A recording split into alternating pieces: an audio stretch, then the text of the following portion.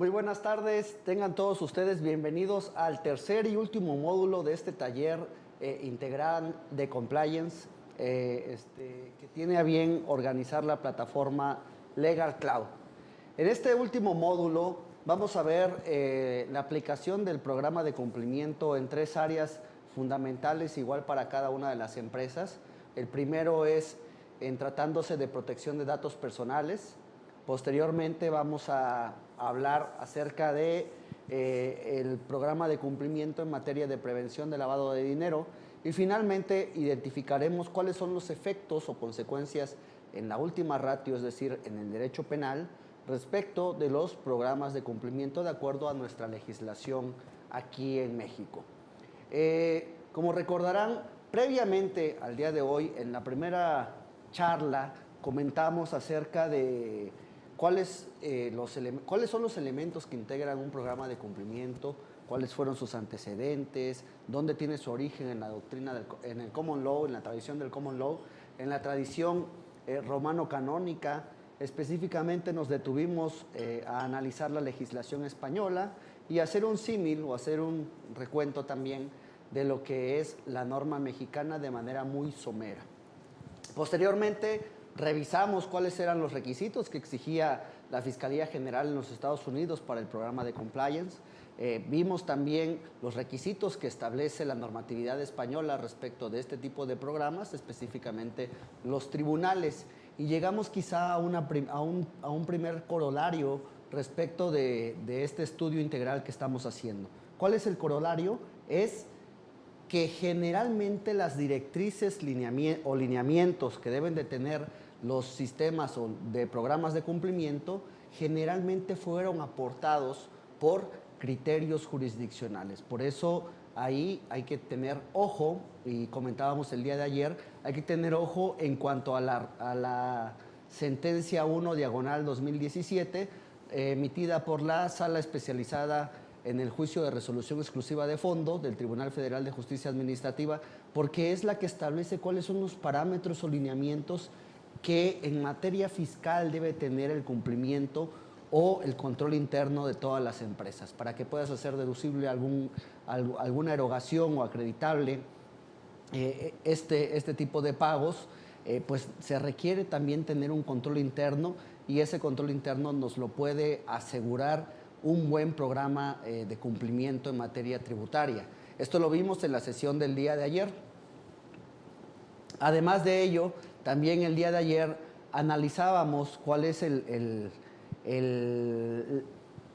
papel o la función del programa de cumplimiento en lo que es la materia laboral, específicamente cuáles son las obligaciones de los patrones, a qué se encuentra constreñido tratándose de la relación laboral, posteriormente el pago de cuotas de seguridad social, de aportaciones al Infonavit. Esto también lo podemos identificar a través de un programa de cumplimiento. Nos detuvimos específicamente para analizar desde el punto de vista de la reforma laboral las obligaciones tratándose de patrones que tienen trabajadores directos o bien, además de sus trabajadores directos, para que no me regañe la licenciada Perpetua, además de los trabajadores directos que pueden tener los patrones, pues podemos también tener quizá personal o subcontratado, ya sea a través de la figura de servicios especializados o bien ejecución de obra especializada. De esta manera, una misma empresa tendría trabajadores directos, trabajadores subcontratados, o bien puede ser que una misma empresa, el servicio que realice sea especializado y por lo tanto tenga trabajadores directos, trabajadores subcontratados y realice actividades de servicios especializados o de ejecución de obra especializada. Es importante distinguir el tipo de contratación que se puede tener y el tipo de actividades para efecto de incluirlo dentro del programa de cumplimiento en materia laboral. Analizar los riesgos, analizar las mitigantes, identificar cuál va a ser el riesgo residual con el que va a operar la empresa para efectos de poder llevar un adecuado cumplimiento de la normatividad en materia laboral. De igual manera, en materia laboral, analizamos lo que es la NOM 035 de la Secretaría del Trabajo y Previsión Social relativa a la identificación de los factores de riesgo psicosocial que todos los patrones se encuentran obligados a cumplir. Bueno, en esta NOM lo que se destacó es que ahí sí viene ya desarrollada las matrices para identificar quiénes son los trabajadores que se encuentran sujetos a riesgo y cuáles son las mitigantes y cuáles son las acciones que iban a tener los patrones. De tal manera que si nosotros tomamos esas matrices, las identificamos y las podemos meter a un tipo de programa, pues nos va a dar automáticamente la estadística respecto al riesgo, respecto a las mitigantes que nosotros identifiquemos y también nos puede dar el resultado. De tal manera que en este caso se estaría cumpliendo el ciclo de lo que es el programa de cumplimiento, el análisis, la identificación del riesgo, las mitigantes, posteriormente la ejecución de este programa, la auditoría y el seguimiento que se le puede dar posteriormente.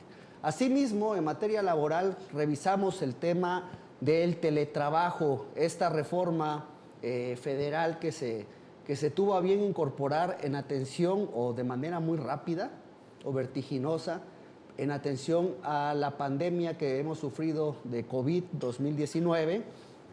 Bueno, esta pandemia gestó o tuvo como una causa inmediata, un efecto inmediato que los patrones o las empresas en México, inclusive el comercio a nivel mundial, pues cambiara diametralmente en su concepción, el paradigma que nosotros teníamos en el comercio, todo lo que son apps, las plataformas relativas a servicios a través de plataformas digitales, servicios de comida, de transporte, pues fue el boom en esta época de pandemia. Finalmente, pues esto también impacta a otros servicios o a otras actividades económicas en las cuales, si bien es cierto, no son a través de plataformas, pues ante ese resguardo que teníamos obligatorio todos los mexicanos para así combatir esta pandemia, pues se requería tomar medidas respecto a el teletrabajo o el trabajo desde casa, como se empezó a implementar, ¿no? Entonces, si nosotros identificamos dentro de nuestro programa de cumplimiento cómo llevar a cabo o cómo cumplir las obligaciones que como patrones tenemos si contratamos a algún trabajador a través de la modalidad en teletrabajo, pues también nos va a servir para poder desvirtuar cualquier controversia en tribunales. Posteriormente a la materia laboral, analizamos lo que es el programa de cumplimiento en la materia de seguridad social, específicamente en Ley de Seguro Social o el cumplimiento respecto al Instituto Mexicano de Seguro Social y también la ley del Infonavit, el cumplimiento ante este instituto, ambos derivados de la reforma del 23 de abril de 2021. Ok, en tratándose de IMSS, identificamos el cumplimiento a través del ICSOE y en tratándose del Infonavit a través del CISUB. Estos cumplimientos cuatrimestrales y todos los elementos que conllevan para efectos de ir demostrando que efectivamente la empresa tiene un programa de cumplimiento. Hasta aquí entonces hemos analizado de forma general qué es un programa de cumplimiento, cuál es su origen. Posteriormente hemos visto su aplicación de manera específica en 3 materias: tributaria, laboral y de seguridad social. El día de hoy vamos a revisar la aplicación del programa de cumplimiento en otras 3 materias también muy importantes. Protección de datos personales. Es importante recordar que el artículo 16 de nuestra Constitución, así como diversos tratados suscritos por México, pues se encuentran o tutelan el derecho a la vida privada. Y una de las manifestaciones del derecho a la vida privada pues es la protección de los datos personales de las personas físicas. Lo vamos a ver. En materia fiscal, para los que estamos inmersos en la materia tributaria, este análisis de la protección de datos personales se llevó a cabo cuando fue la impugnación constitucional del artículo 69B, aquella reforma de diciembre de 2013 que inicia en el 1 de enero de 2014, que contempla las famosas listas negras del SAT. ¿Qué era lo que decíamos los contribuyentes? Bueno, que ahí afectaban los datos personales y salieron sendos criterios que resolvieron que esa reforma sí era constitucional. Eso lo vamos a analizar en un momento. Posteriormente, el día de hoy, también revisaremos el programa de cumplimiento en una de las materias más reguladas a nivel internacional, que es la prevención del lavado de dinero y financiamiento al terrorismo.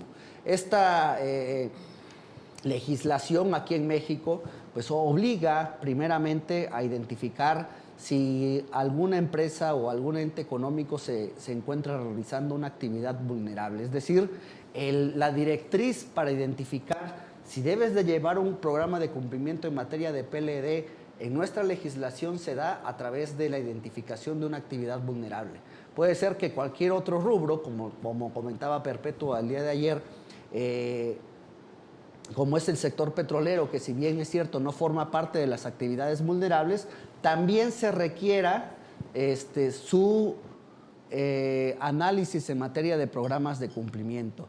Y finalmente, en la materia penal o la última ratio, como se le conoce en la doctrina, pues vamos a identificar, ahora sí, retomar cuáles son los elementos de la responsabilidad de las personas morales, las teorías que actualmente se tienen, las teorías del dominio del hecho, tratándose de los delitos, y finalmente identificaremos y nos detendremos a revisar lo que establece nuestro Código Nacional de Procedimientos Penales, nuestro Código Penal Federal, respecto de las consecuencias de no llevar un programa de cumplimiento o lo que conocemos como Criminal Compliance Program, ¿no? Como comentaba Perpetua el día de ayer y en la primera sesión.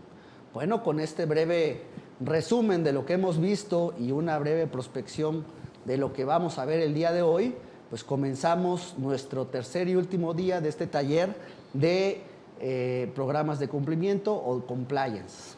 Por favor, maestra Cristian.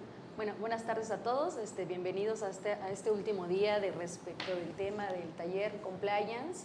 Es un tema bastante importante, creo, y bastante amplio de estudio. Hay que ver distintas directrices, analizar leyes, reglamentos, normas, vimos el día de ayer, estándares internacionales que son importantes que se observen a efecto de que podamos dar un debido cumplimiento en nuestras organizaciones y estar preparados, ¿no? Preparados porque nos van a servir si lo hacemos de manera correcta, cumpliendo con ciertos códigos, y estos estándares nos van a servir como una prueba elemental, y lo vamos a ver en la última parte de este taller. Hablábamos de la observancia de los marcos regulatorios normativos, ¿verdad? Los marcos regulatorios de manera general y de manera específica. Las materias no están peleadas en tema de compliance, significa que nosotros podemos hacer el análisis de manera general y de manera específica dependiendo de la industria en la cual nos encontremos. Vamos a iniciar ahorita con lo que es un tema bastante importante y lo trajimos a la mesa el día de hoy precisamente por el tema de protección de datos personales. Creo que es un tema que no es nuevo y, como bien comentábamos, hoy en día pues el tema de la protección de cómo los datos personales pues están en todos lados, ¿no? Están en las redes sociales, y cómo se tiene que velar y cuidar precisamente este derecho que está consagrado en el artículo 16 de la Constitución Política de los Estados Unidos Mexicanos, el cual nos establece que todas las personas, todos los ciudadanos mexicanos tenemos el derecho a la protección de nuestros datos personales, y vamos a ver cuáles son estos derechos ARCO que establece el artículo 16, que son el acceso, la rectificación, la cancelación y la oposición. Ustedes van a preguntarse, bueno, ¿y eso qué es, no? ¿Qué significan estos derechos ARCO? En el transcurso de esta primera parte, respecto del cumplimiento o de llevar un programa eficaz para poder cuidar precisamente y velar y no trasgreder estos derechos ARCO, les vamos a explicar en qué consiste, ya que hay una regulación específica para quienes tienen el control o los responsables de manejar los datos personales, y para esto está la Ley Federal de Protección de Datos Personales en posesión de particulares. ¿Qué quiere decir esto? Pues que en cualquier relación comercial, lo podemos ver, inclusive ustedes pueden verlo con un banco o cuando van a Telcel, por ejemplo, algún tema que tenga que ver con otras personas que se relacionen y soliciten datos personales, hay que tener mucho cuidado qué se hace con esta información, porque si no se cuida esta Ley Federal de Protección de Datos Personales en posesión de particulares, vamos a tener serios problemas, ya que también hay sanciones. Esta ley tiene principios que deben de seguirse y debemos considerar nosotros en caso de que manejemos datos personales, y sí los manejamos porque los podemos ver, ayer comentábamos, en relaciones laborales, en contrataciones de personas físicas. Lo primero que solicitamos son datos de identificación, domicilio, teléfono y datos pues que van a identificar a estas personas físicas. Ahora bien, nosotros al solicitar esta información como responsables de esta información, tenemos que seguir estos principios que la ley nos establece, pues, y requisitos mínimos para que, pues, para no cometer alguna inobservancia de la ley y por lo tanto pues hacernos acreedores a diversas sanciones que nos establece precisamente la ley y el reglamento, ¿no? Entonces, básicamente tenemos que tener también este programa de cumplimiento. Les vamos a decir cuáles son los requisitos mínimos a efecto de que podamos tener regulada y controlada la información, y pues evidentemente también darle a conocer a las personas que nos proporcionan estos datos de identificación el tema de que para qué van a ser utilizados sus datos, ¿no? Porque en el caso de que a lo mejor ellos quisieran oponerse a decir, ¿sabes qué? Esta información ya no la quiero, ya no quiero que tú la proporciones, dependiendo también de la relación o para qué vamos a adquirir esta información, tenemos que darle a conocer a las personas físicas, oye, qué datos tengo en mi acceso, si tú tienes la necesidad de rectificarlos o modificar alguna información que me hice inicial, y también pues si quieres cancelar el hecho de que se utilicen, ¿no? Podemos ver también algunos conceptos muy familiares que en el día al día los conocemos con las relaciones, que son pues los avisos de privacidad, confidencialidad y pues sobre todo este tema de los derechos ARCO. No es un tema nuevo, existe previo a esta ley federal. Tenemos una ley federal de protección de datos de manera general que tiene que ver precisamente con los datos que nosotros le damos, pero a los sujetos obligados, que en este caso pues serían las autoridades. Todas las autoridades de distintos niveles, en federal, estatal, municipal, también tienen una regulación, pero ahorita nosotros nos vamos a enfocar en lo que es en posesión de particulares, entendiéndolo así como personas físicas o personas morales. Puede ser en una relación contractual, derivado de trabajo, derivado de alguna negociación comercial, y es aquí donde pues nosotros, a través de una consulta al Instituto Nacional de Transparencia y de Acceso a la Información y Protección de Datos Personales, es muy largo la denominación del INAI, o sea, lo conocemos por el INAI, pero pues realmente las siglas, pero realmente pues es un instituto nacional que pues ya podemos ver que conlleva distintos procesos, ¿no?